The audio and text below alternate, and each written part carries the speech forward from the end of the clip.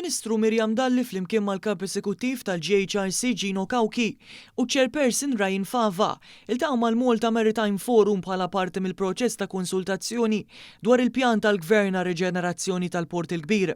Il-laqgħa serviet biex jitkompla dialogu mas-settur marittimu dwar il-viżjoni għall-futur ta' din iż-żona strateġika u biex jiġu diskussi l-isfidi u l-opportunitajiet li jeżistu.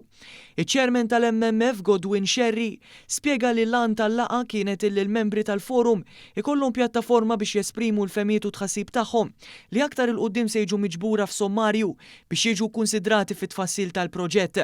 Il-Ministru Dalli qalet li l-Gvern huwa impenjat li jkompli jikkonsulta mal-partijiet kollha interessati biex jinstabu soluzzjonijiet li ħarsu kemm il-wirt storiku tal-port kif ukoll il-ħtiġijiet tal-futuri.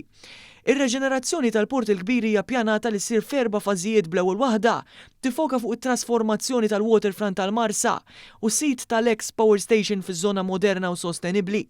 B'dan l-iżvilupp huwa maħsub biex joħloq opportunitajiet ekonomiċi ġodda u jġib il-port eqreb tan-nies u l-familji.